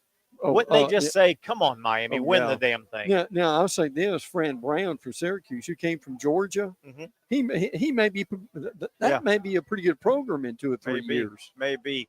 I'm bouncing with this with you, but you're our college football analyst, and that's kind of what you do. 20-8, Notre Dame, Marcus Freeman, into his third year, 20 wins, 8 losses. He's almost losing – every second game he loses. Every second game he loses. Notre Dame make a move. Will this thing end? Their schedule's not that tough. It's not. Which means they can get some wins, but they can't get any marquee wins. No. The only potential marquee win they could get is USC, the final game of the year. True. And I don't know if you've got USC scheduled there. I think USC is looking at 3 or 4 losses before it's over. Probably. They're in the Big Ten, for God's sakes. Oh, yeah, absolutely. Does Marcus Freeman, I'm not. Is that just a bad experiment that just didn't work? Neither one of us are Freeman fans. As a head coach. As a head coach. They did and look, I've never been a proponent of this. They made the easy transition. They really did. We're going to elevate one of the coordinators to that spot. I don't mean to cut you off. I stole your line from a day or two ago when we were talking. I don't know if we were on the air or just talking, but I stole your line when I was talking to a buddy of mine about college football, and we got talking about the Marcus Freemans of the world. Yeah. And I stole your line. I said, most of the time when the feel-good players make the hire, it doesn't work. Yeah. And you said something, I'm paraphrasing how you said it, but we've seen that before when there's a when there's an interim and there's an opening and the players pick. Yes. And the players kind of picked Marcus Freeman, right? They did. And it generally, when the players make the emotional pick, right? Well, he's our interim and we're going to play for him and give him the job. Yeah, we win 4-5, and then it dies out. Yeah, I stole that from you. Talk about it. Well, look, we're not saying it can't work. It can't work, sure. Because obviously it's worked before. The reality is, look at Dabo. Yeah, Dabo was on the staff, and my buddy pointed out that Clemson, it might have worked. Yeah, with Clemson. Yeah, yes. Remember the player said he was just an interim guy with no resume. Right. We love this guy, and it didn't work.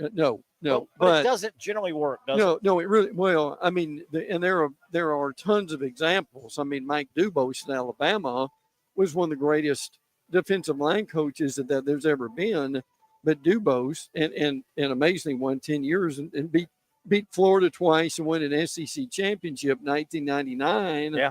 And then was gone in 2000. Yeah. But oftentimes it really doesn't work. You're better off going to get what we've said this a couple of times now, get a sitting head coach in a Power 4 conference that has won before. I agree.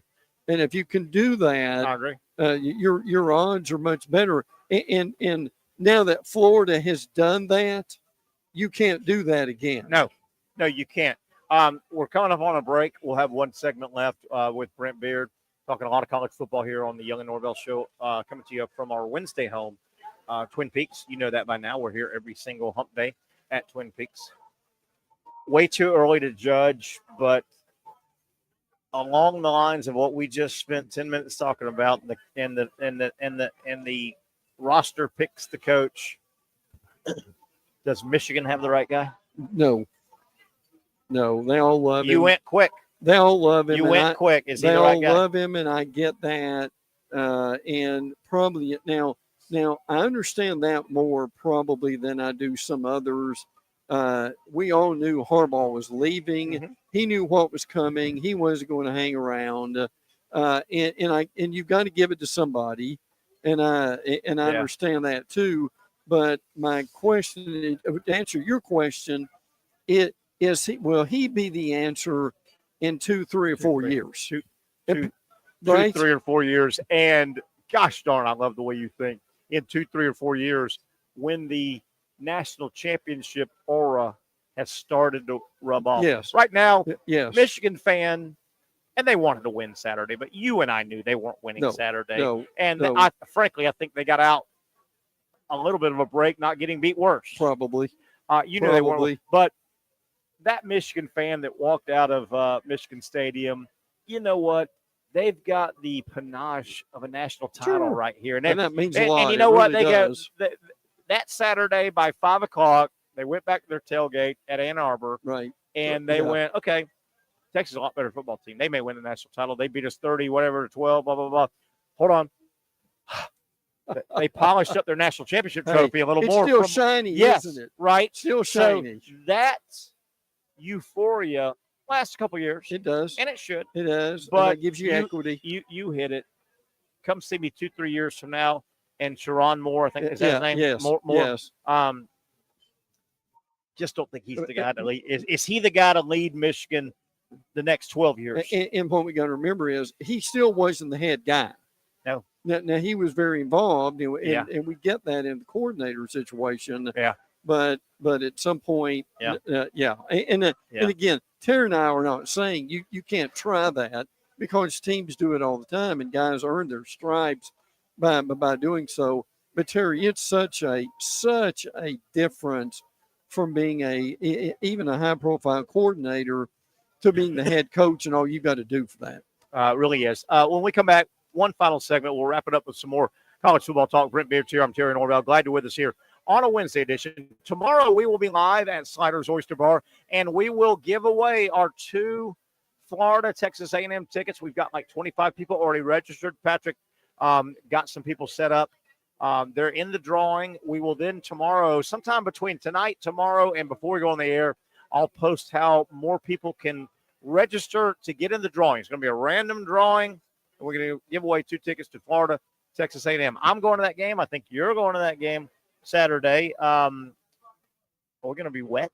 I've been concerned about that. Yeah, I don't want to get wet. When we come back, though, we've touched a little bit. We've kind of knocked on the door a little bit, but we haven't had the college football season yet get to the point where we've got the big boys about to start playing. Yeah, I mean, big boy it elevates playing quickly. big boy. Yes. And what's cool is we get to watch it, but it's not end all be all.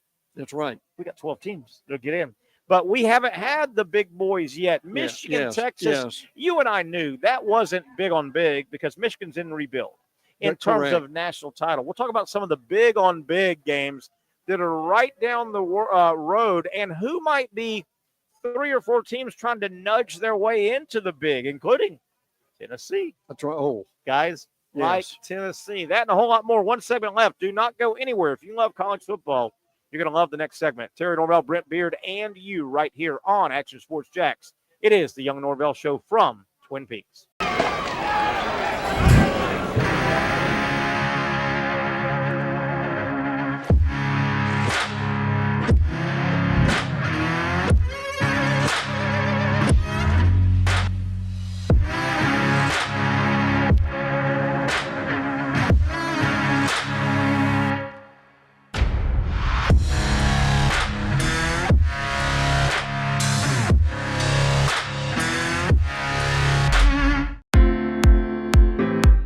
At Southeast Orthopedic Specialists, we know pain and injuries can stop you from doing what you love. This is why our board-certified orthopedic specialists offer the latest in both non-surgical and surgical treatment options and create a treatment plan tailored to your unique lifestyle and goals. So, whether it is a sports injury or that nagging pain that's keeping you from doing what you love, our team has the right treatment for you. For more information or to schedule an appointment online, visit our website. Finally, a family atmosphere, kid-friendly restaurant with a real sports bar feel. Bricks Jack's Beach features all of that and a large, climate-controlled covered patio with misting fans and heaters for all seasons. Mix in an extremely diverse menu that features the most quality and affordable steak at the beach, and there's no reason not to enjoy your next lunch, dinner, happy hour, or big sporting event at Bricks Jack's Beach, 300 2nd Street North in Jacksonville Beach. See you at Bricks Jack's Beach. You really got to hand it to him. Hold on. The previous play is under further review. I'm not sure what he could review, but okay.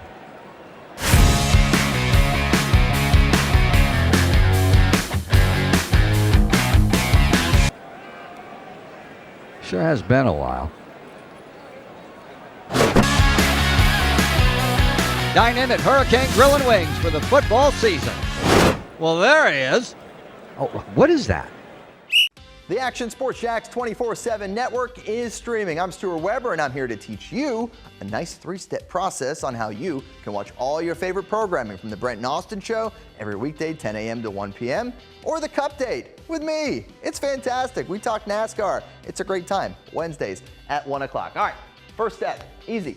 Download the Action News Jax app. You probably already have it downloaded on your phone, so you might already have that one taken care of. Step 2, see that stack of pancakes up there? You click that stack of pancakes, and it's going to bring down step number 3, which is a full screen of all the different streams that you can click on, including the Action Sports Jax 24/7 stream.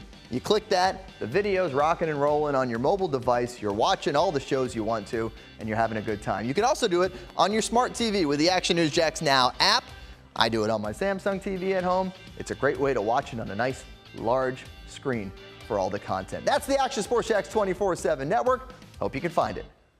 You trust CGC to make your water great, and now you can trust CGC with your plumbing needs as well. Fast, convenient scheduling, licensed and insured. A quick call away at 904-552-1242. You never know when you're going to have an issue with a shower, toilet, or maybe it's a sink that sometimes is easy to fix. All right, let's be honest. I'm not fixing anything. I'm totally staging this because when I have a plumbing problem, I call CGC Water Treatment and Plumbing. Trained professionals, transparent pricing, customer satisfaction. Small problem or even a bigger issue. Maybe you need a new tankless water heater or something a bit more intricate. The experts with 25 years of experience at CGC Water Treatment and Plumbing can do it all. Call 904-552-1242 or visit cgcwater.com. That's 904-552-1242 or cgcwater.com. CGC Water Treatment and Plumbing, an authorized independent Connecticut dealer. Florida license number CFC 1432579.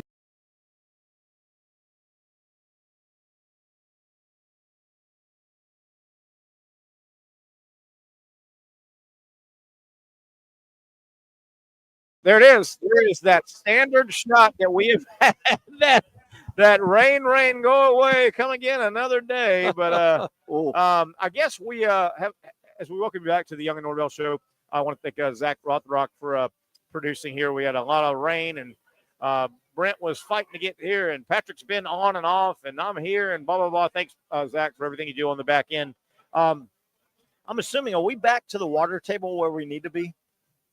Is our water table gotten? If we're not, we've got to be closed. I know it's easy to go, damn, it's rained a lot. But is that the Aqua Fund Keystone Heights thing? I know it's easy to say, damn, it's rained a lot, but really, we went about 6 weeks without no rain. Oh yeah, right at the beginning of summer. Absolutely. But what do they say? Mother Nature. The worst thing about Mother Nature is when it comes too much of it. Oh yeah, too much drought, too much rain. Too much snow, right? Too much hurricane, right? I'll tell you one thing that we really haven't, and one team we haven't talked about is Oklahoma. Oklahoma is a fabulous defense. What are they? And their defense is almost junior college. I mean, their offense is what almost junior college. They won 16-12. Yeah. 16-12. Jackson Arnold continues to struggle. They muffed not one but 2 punts in that game. Now the defense is unbelievable. And what's funny about it is Brent Venables talked a lot after the game about his punter. What does that tell you? I did read that. I read that. He won the game for us, blah, blah, blah, blah. And he made a joke about having to talk about the punter. Yeah. We talked as we broke a moment ago. Last week, I know it was the noon game, and it got a bunch of publicity. Anybody that knows college football knew Michigan, Texas wasn't going to play out as it played out on paper. Yeah. Right? Yeah, right. We are closing in. I don't think we've got them this week, and correct me if I'm wrong, but we're closing in on big. And when I say big on big, you realize the big boys right now, what it appears the big boys, and help me out, I may be missing one. It looks like on paper, and this can change, there are 4 big boys right now: Texas, Alabama, Georgia, and Ohio State. Right. They're going to start playing. Well, they're going to start playing each other. Well, I tell you what, you mentioned this a minute ago. We're close to adding Tennessee into that. And Tennessee plays Oklahoma next weekend. And Tennessee plays Oklahoma. They're all going to start playing. Yes, they are. You've got Ole Miss, Tennessee, probably on that next level. But the beautiful thing is, I don't think it's going to diminish the regular season. That 12-team playoff, it's going to feel like the NFL. I mean, it is. You and I aren't big NFL guys, but we know the league, and we've known the league, and we've followed the league, and we've got buddies that are wearing NFL jerseys, which you shouldn't do over the age of 30, blah, blah, blah. But you can say what you want. When the Cowboys and the Giants play in September, October, or November, yes, there's a playoff and all, but that still means a lot. It sure does. Right? Sure it and does. When New England and Miami or Buffalo and Miami play this Thursday, they may meet in the playoffs, but it still means where I'm going is Texas is going to play Georgia and Alabama, and Alabama's going to play Georgia, and Georgia's going to play, and we're about to start running into those big on bigs coming up. And Georgia's going to Ole Miss to play. Yes. Now, a point you made that really needs to be repeated, and people aren't going to get this until about November, is you can lose now 2 games. And if you're in the Big Ten or the SEC, you can frankly lose 3 probably if you've got a really tough schedule and still get in the playoffs. Yeah. So what that means is it's not the end of the world when you lose to your rival or you lose a big game. I've said that the college fans got to change. Yes, there have been rematches in season in college football in a bowl game. I get it. That's happened, or in the championship game of the conference. But it's been rare in college football. So the college fan, when my team beats your team, October 21st, I got you. You suck. You're me. You got to wear my jersey. Blah blah blah blah. Well, you may want to temper that. You sure might. You might want to play temper that. You may play again or twice. That's right. You may play again in your championship game of conference, right, and or in the playoffs. So you got to temper that a little bit. You do, right? Because that may be Alabama, Georgia. Alabama, they Georgia. May play 3 times. You talk trash when they meet the regular season, and you may get it shoved down your throat when they beat you to send you home. Oh yeah, well, right. And I'll tell you one thing that, and this is coming to fruition soon. Is if you're a coach, you got to play a lot of players, because if you're a playoff team, and I've already seen this. After John Emery got hurt at LSU, well, they moved one of their safeties to the running back room. How about that? And you're going to see things like that. And I can see this. I'll never act like you, our show is an NFL show, but we follow the league. I mean, we're not deep and going to write stories and articles and host shows, but you can already see the NFL, and we know their standard 53-man roster, 45 on game day, and there's something they do with a third quarterback, but they play with a minimal roster because they're paying them. Yeah, and the NFL has tried to figure out what's the least amount of paid athletes we have, right, on labor. Exactly. It's a labor situation. Yes. Well, you can see it now. The NFL's about to go to an 18-game schedule. Yep. Right? They're at 17 now. They were just at the 16. they're about to go to an 8-team. I mean, I could have had a page long of injuries to talk with Dr. Bates about a moment ago. Sure. The NFL is going to have to expand their practice squad or their day roster. No doubt. It's a numbers game. It is. It's a numbers game. These guys are dropping like flies. Right. And 53-45 was great when they were playing 16. We're about to play 18. Yeah, right. They really are. They're going to have to change. Oh, yeah, which means you've got to play more players and get them some experience. Yeah, definitely. No doubt about it. All right, Brent, we've got a is it Friday? We've got a ranked versus ranked matchup. I think we've got Kansas State. Yeah, we do. And Arizona State on Friday. Yes. Right. And then and the other ranked is Boston College in Missouri. That game intrigues me. It may intrigue me so much that I don't want to use it as one of our picks. Right. Yeah, really. That was impressive what Boston College did. Yeah. And to your point. And he inherited that roster. He did, yeah. Arizona, Kansas State's Friday night. That's the one I was talking about. Yeah. That's the one I was talking about. Arizona, Kansas State, a couple of ranked teams. That'll just about do it. We are winding down. Fun show as they all are on a Wednesday from Twin Peaks. Tomorrow we're down in Neptune Beach. Come by, say hi. We will also be drawing for 2 tickets, absolutely free. You do nothing. No, you just get lucky and get drawn for Florida, Texas A&M. We're giving away 2 tickets to every single home game. We'll be proud to give them out tomorrow. I know last week's winner, Josh, had a big time in Gainesville. So we'll do that tomorrow. That'll wrap it up for Brent Beaird, of course, Patrick Young, and Dr. Bates. I'm Terry Norvelle. Have a great rest of your day, everybody. Finally, a family atmosphere, kid-friendly restaurant with a real sports bar feel. Bricks Jack's Beach features all of that and a large, climate-controlled covered patio with misting fans and heaters for all seasons. Mix in an extremely diverse menu that features the most quality and affordable steak at the beach, and there's no reason not to enjoy your next lunch, dinner, happy hour, or big sporting event at Bricks Jack's Beach, 300 2nd Street North in Jacksonville Beach. See you at Bricks Jack's Beach.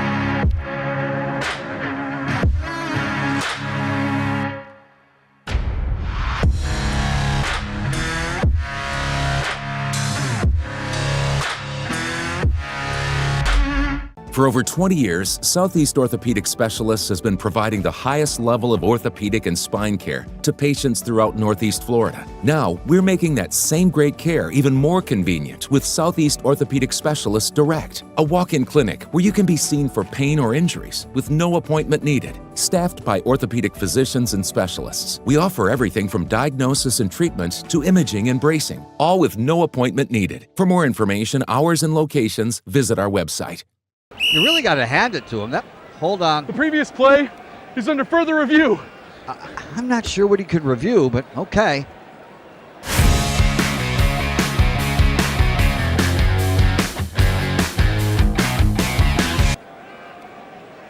Sure has been a while. Dine in at Hurricane Grill and Wings for the football season. Well, there he is. Oh, what is that? Hey everyone, Olivia Tasley here from Action Sports Jacks to tell you all the different ways you can watch our new 24/7 network. 3 easy steps. You don't even need a pen and paper to write it down. Step number 1, download the app. Search Action News Jacks in your app store either on your phone or your smart TV. Then, once you're on the app, click on that little drop-down menu in the upper left-hand corner with the 3 little lines. That'll show you these options, and boom, right here, click Action Sports Jacks 24/7, and you will be brought to our continuous stream channel.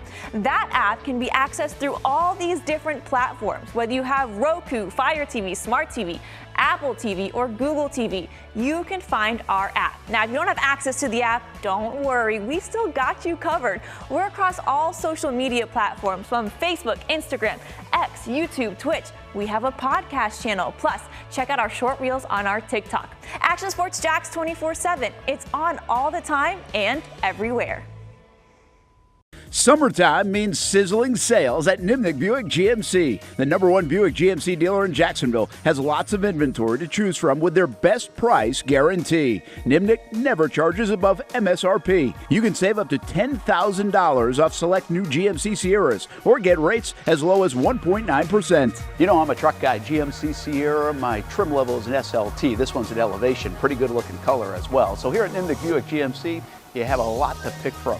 My father-in-law, he drives this, an Enclave, so I feel like that GMC in the family. 2025 is coming around the corner, which means it's almost time to close out those 2024s this summer. You can schedule a test drive at NimnickBuickGMC.com. And while you're there, check your trade value and customize your payment options. Nimnick is there for you, even on Sundays. Visit the showroom on Phillips Highway or shop online at NimnickBuickGMC.com. Nimnick, your friends in the car business since 1941. GMC, we are professional grade.